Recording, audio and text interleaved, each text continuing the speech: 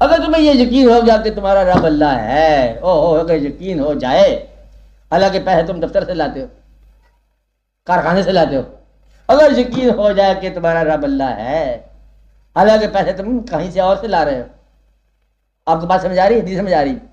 تم جن ذرائع کے بعد، جن محنتوں کے بعد تنخواہ لیتے ہو نا، وہ محنتیں بھی اس نے عطا کی ہیں، اس لیے وہ کہتا ہے کہ پالنے والا میں ہوں. جن لوگوں نے یہ دریافت کر لیا کہ پالنے والے کا ہمارا اللہ ہے، انہوں نے یہ سمجھ لیا ان الذین قالوا ربنا اللہ، ہمارا رب اللہ ہے، پھر اس پر قائم ہو گئے. بس فرشتے ان کے اوپر نازل ہونے کا مطلب ہے وہ آپ ہی فرشتے ہیں، فرشتوں کا آنا جانا ہے. یعنی کہ اب وہ کس پر اللہ ہے؟ رب کس کا اللہ ہے؟ جو امیر ہونے کی تمنا کو سب سے پہلے روکے.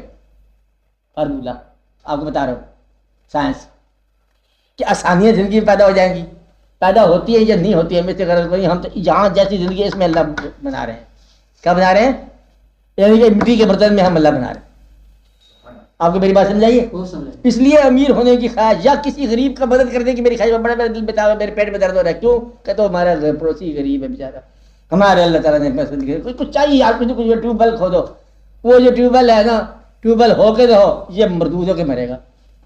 جس نے دین ترک کر دیا اور جواز یہ رکھا کہ میں اس غریب کے غم میں دین سے الگ ہو گیا، یہ غریب کا غم نکلی ہے. اس کو آپ کے میرا غریبوں کو اللہ کے حوالے کرو.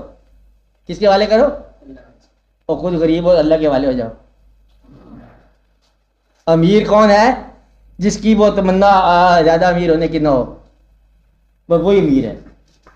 جس میں امپروومنٹ کی گنجائش نہ ہو، جو زیادہ کا سائل نہ ہو. غریب کون ہے؟ جس کی حسرت کبھی نہ پوری ہوئی ہو، وہ غریب ہے. غریب اصل میں وہ انسان ہے جس کی جیب بھری ہوئی ہو اور نگاہ خالی ہو، بس وہ غریب ہی غریب ہے. بہتر یہ ہے کہ جیب خالی ہو اور نظر بھری ہوئی ہو. اس لیے آپ کا یہ جواز بالکل نہیں چلے گا وہاں پر کہ یا رب العالمین. وہ تو پیغمبروں کو پیغمبری دیتا ہے غریبی کے ساتھ.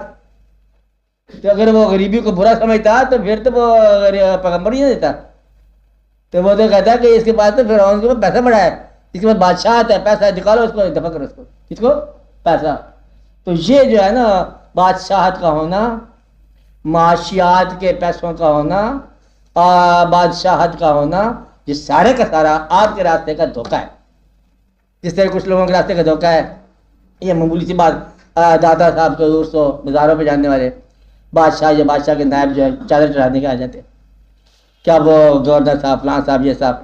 مدعا یہ ہے کہ کسی آستانے پر، کسی بزرگ کے آستانے پر جانے والا اس وقت بزرگ ہوگا جب اس کے راستے پر چلنے والا ہو. اور نہ کہ آستانے پر جا کے بندے تم مزار پر پنکھا لگا کے آ جاؤ سونے کا. تو دادا صاحب سونے کے پنکھے کیا کریں، زندگی میں پنکھا نہیں لگایا ہوا. میرے پنکھے ہی تھوڑے لگاتے تھے. درویش لوگ تو درویش ہوتے ہیں. مطلب یہ ہے کہ اس راستے کو اس انداز کا مت سوچو. حضرت بابا سمجھ رہے نا کہ وہ اور راستہ ہے اور انداز ہے. اس راستے پر چلنے والے اسی راہ کے مسافر ہوتے ہیں. اب آپ دیکھو کہ اللہ کے راہ پر چلنے والے، کیا اس راستے پر کوئی غریب چلا؟ سب چلے. چلو اور اچھی بات، کیا کوئی فاقے والا اللہ والا ہوا؟ کیا بیماری میں اللہ کا قرب ملا؟ ہوا. کیا ایسے لوگ ہوئے جو بڑے عیالدار تھے؟ ہوئے. کیا ایسے لوگ تھے بڑے سخت بیمار تھے؟ ہوئے. کیا ایسے لوگ تھے جو بڑے بڑے بادشاہ تھے؟ ہوئے. مالدار تھے؟ ہوئے. مال بنا لو تب تم خوش ہو کے بنا لو. مال یاد رکھنا تمہارے، جیسے میں نے بتایا تھا کہ مال آگے نہیں جانا.